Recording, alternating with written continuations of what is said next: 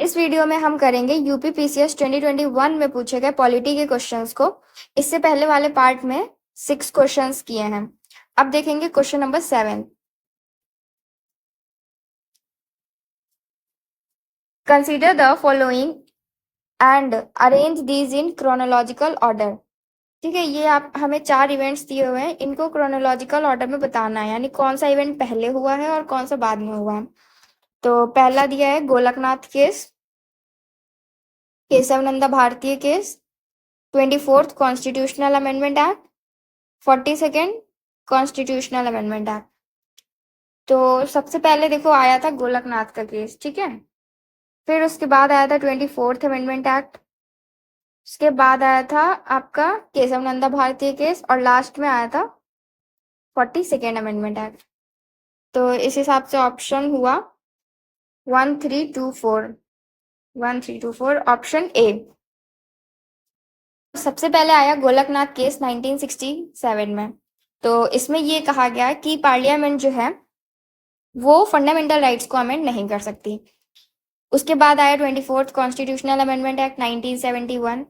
इस अमेंडमेंट से ये कहा गया कि जो पार्लियामेंट है वो कॉन्स्टिट्यूशन के किसी भी पार्ट को अमेंड कर सकती है, इंक्लूडिंग फंडामेंटल राइट। और ये कंपलसरी कर दिया गया कि जो प्रेसिडेंट है उन्हें अपनी एसेंट जो है, उन्हें अपनी कंसेंट देनी ही पड़ेगी अमेंडमेंट बिल को। फिर उसके बाद आता है केशव नंदा भारतीय केस 1973 में। वहां पे सुप्रीम कोर्ट फिर से ये कहता है कि ठीक है, पार्लियामेंट जो है वो अमेंड कर सकती है कॉन्स्टिट्यूशन के किसी भी पार्ट को, लेकिन अमेंडमेंट के टाइम ये ध्यान रखना है कि जो बेसिक स्ट्रक्चर है कॉन्स्टिट्यूशन का वो डिस्टर्ब नहीं होना चाहिए। और सुप्रीम कोर्ट ने ये भी कहा कि जो पार्लियामेंट है वो जुडिशियल रिव्यू की जो पावर है उसको भी नहीं छीन सकती है जुडिशरी से। जो भी अमेंडमेंट किया जाएगा उसका जुडिशियल रिव्यू भी किया जा सकता है। Then 42nd constitution amendment act 1976 आता है, जिसमें वर्ड सोशलिस्ट, सेक्युलर और इंटीग्रिटी को ऐड किया जाता है। ये जो वर्ड्स हैं ये पहले ओरिजिनल कॉन्स्टिट्यूशन में नहीं थे, इनको 42nd कॉन्स्टिट्यूशनल अमेंडमेंट एक्ट से ऐड किए गए हैं। नेक्स्ट क्वेश्चन है, which of the following word is not mention in the preamble of the constitution of India. Constitution of India के प्रीएम्बल में इसमें से कौन सा वर्ड जो है वो मेंशन नहीं है। पहला सॉवरेन, डेमोक्रेटिक, सेक्युलर या फिर फेडरल। तो इसका करेक्ट आंसर होगा फेडरल। जो फेडरल शब्द है वो कॉन्स्टिट्यूशन के प्रीएम्बल में मेंशन नहीं किया गया है। Correct answer is federal. Federal जो है वो कहीं पे भी मेंशन नहीं है प्रीएम्बल में, ठीक है। जो प्रीएम्बल है कॉन्स्टिट्यूशन का उसमें कहा गया है कि लिबर्टी ऑफ थॉट होगा, एक्सप्रेशन होगा, बिलीफ, फेथ एंड वर्शिप होगा। और जो आइडिया है प्रीएम्बल का, ठीक है, उसको कहाँ से लिया गया है? जवाहरलाल नेहरू के ऑब्जेक्टिव रेजोल्यूशन से लिया गया, जिसको कॉन्स्टिट्यूएंट असेंबली ने 22 जनवरी 1947 को अडॉप्ट किया था। प्रीएम्बल में टोटल 4 कंपोनेंट्स दिए गए हैं और ये कहा गया है कि जो कॉन्स्टिट्यूशन का सोर्स है वो पीपल ऑफ इंडिया है। It declares that India is a country, that is India ऐसी कंट्री है जो सॉवरेन है, सोशलिस्ट है, सेक्युलर है, डेमोक्रेटिक एंड रिपब्लिक है।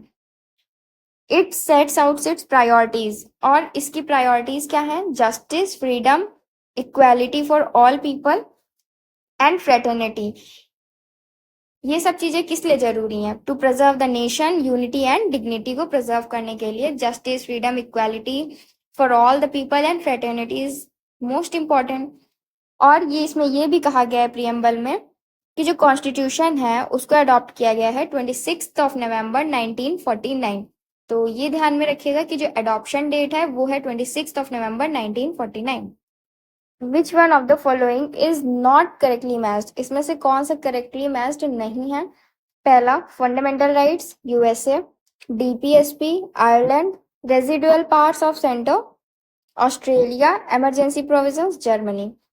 कौन सा प्रोविजन जो है वो किस कंट्री के कॉन्स्टिट्यूशन से लिया गया है? तो इसमें फंडामेंटल राइट्स जो हैं वो आपके यूएसए से लिए गए हैं, डीपीएसपी आयरलैंड से लिया गया। जो रेजिडुअल पावर्स है, ठीक है, ये आपको ऑस्ट्रेलिया से नहीं लिया गया है, ये लिया गया है कनाडा से। इमरजेंसी प्रोविजन जो है वो आपके जर्मनी से लिए गए हैं। तो इसका सही आंसर होगा सी, रेजिडुअल पावर्स ऑफ सेंटर, जो कि ऑस्ट्रेलिया से नहीं बल्कि कनाडा से लिया गया है। रेजिडुअल पावर्स को कनाडा के कॉन्स्टिट्यूशन से लिया गया है। और कौन से फीचर्स हैं जिन्हें कनाडा के कॉन्स्टिट्यूशन से लिया गया है? वो है appointment of state governor by the centre, advisory jurisdiction of the supreme court. Fundamental rights जो हैं उन्हें यूएसए के कॉन्स्टिट्यूशन से लिया गया। पार्ट थर्ड आर्टिकल 12 to 35 जो है कॉन्स्टिट्यूशन का, वो है फंडामेंटल राइट्स। डीपीएसपी की अगर हम बात करें तो उसे आयरलैंड से लिया गया है। जो कॉन्स्टिट्यूशन मेकर्स थे वो आयरलैंड के जो आयरिश होम रूल मूवमेंट था या फिर उनके और भी नेशनल मूवमेंट्स जो थे उनसे काफी इम्प्रेस थे। जो पार्ट फोर्थ है कॉन्स्टिट्यूशन का, आर्टिकल 36 से लेके 51, वो डीपीएसपी है। Then suspension of fundamental rights during emergency, emergency के टाइम पे फंडामेंटल राइट्स को सस्पेंड कर देना चाहिए। ये जो कॉन्सेप्ट है ये लिया गया है जर्मनी के कॉन्स्टिट्यूशन से। हमारे कॉन्स्टिट्यूशन में पार्ट 18 आर्टिकल 352 से लेके 360 तक इमरजेंसी प्रोविजंस गिवन है। Next question is the primary duty of the finance commission of India is. जो इंडिया का फाइनेंस कमीशन है उसकी प्राइमरी ड्यूटी क्या है? पहला ऑप्शन है to give the recommendations on distribution of tax revenue between the union and states. Second option, to prepare the union annual budget. Then to advise the president on financial matters. To allocate funds to various ministries, department of the union and state governments.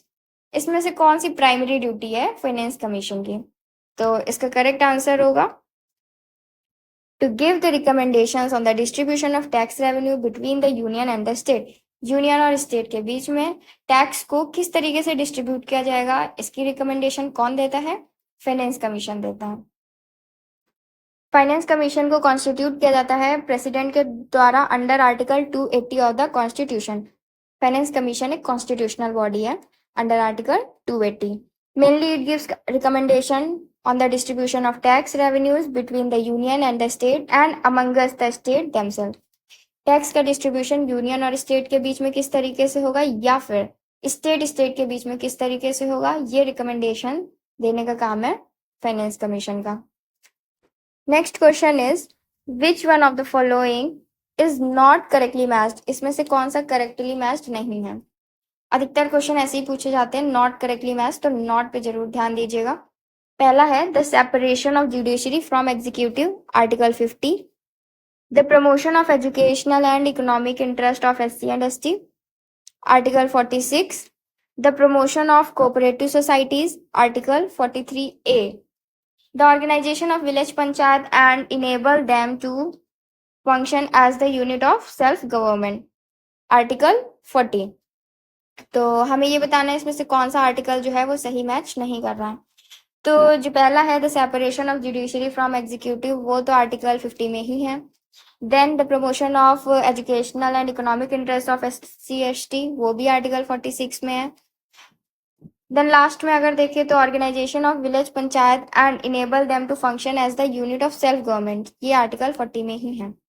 Promotion of cooperative societies जो है वो article 43A में नहीं है, वो है article 43B में।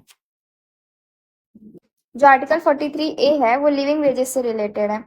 Article 43A में ये लिखा है कि जो स्टेट है shall take steps by the suitable legislation और in any other way to secure the participation of worker in the management of undertakings, establishment और other organisation engaged in any industry. तो ये वर्कर पार्टिसिपेशन से related है article 43A। Article 43B जो है वो है प्रमोशन ऑफ कोऑपरेटिव सोसाइटीज। अगला क्वेश्चन है who among the following was the chairman of the first finance commission of India. India की जो फर्स्ट फाइनेंस कमीशन थी उसके चेयरमैन कौन थे? श्री सांथानाम, श्री केसी निगर, श्री राजमन्नर या फिर श्री AK चंद। तो इसका सही आंसर होगा बी। श्री के सांथानम जो है वो सेकेंड फाइनेंस कमीशन के चेयरमैन थे। Shri AK Chand third finance commission के चेयरमैन थे। Then PV Rajamannar fourth finance commission के चेयरमैन थे। The next question is which one of the following labor related acts have been amalgamated into the Code on Wages 2019 Act। ये जो code on wages 2019 act आया था इसमें कौन कौन से एक्ट को मिला दिया गया था, कौन कौन से एक्ट थे जिनको अमलगमेट कर दिया गया था इसी एक्ट के अंतर्गत? तो ऑप्शंस हैं minimum wage act, then payment of bonus act, contract labour act, equal remuneration act. तो इसका सही आंसर होगा 1, 2 and 4। The answer is 1 to 4। Code on wages 2019 जो है वो amalgamated these act, payment of wages act 1936, minimum wages act 1948, payment of bonus act 1965 और equal remuneration act 1976। इन 4 act को अमलगमेट कर दिया गया था।